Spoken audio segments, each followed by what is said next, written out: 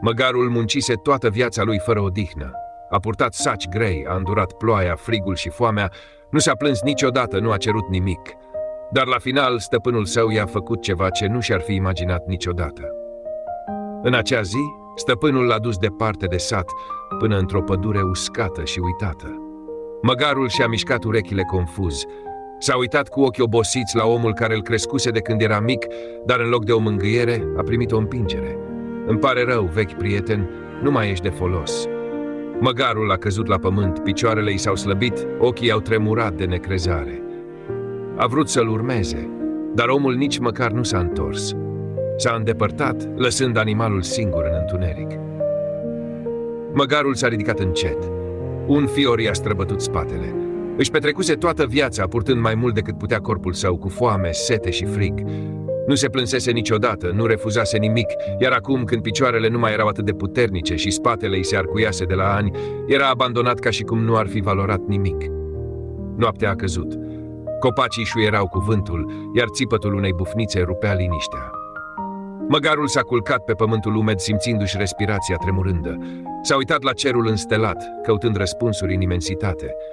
Atunci un sunet l-a scos din amorțeală. Pași. Din umbre a apărut un lup, cu blana întunecată și ochi strălucitori ca jarul. S-a apropiat încet, cu un zâmbet batjocoritor pe bot.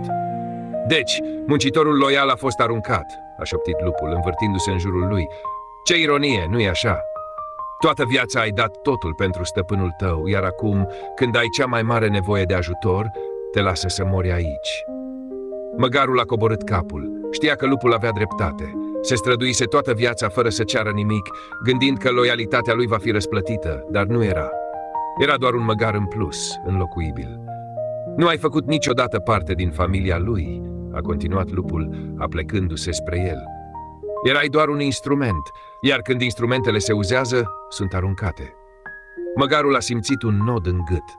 Picioarele îi tremurau. Inima îi bătea tot mai încet. Crezuse că sacrificiul său avea valoare, că într-o zi va primi puțină afecțiune, dar în acel moment a înțeles adevărul cel mai crud dintre toate. Nu toți cei care primesc ce ai tu mai bun te apreciază cu adevărat. Lupul a făcut un pas înainte.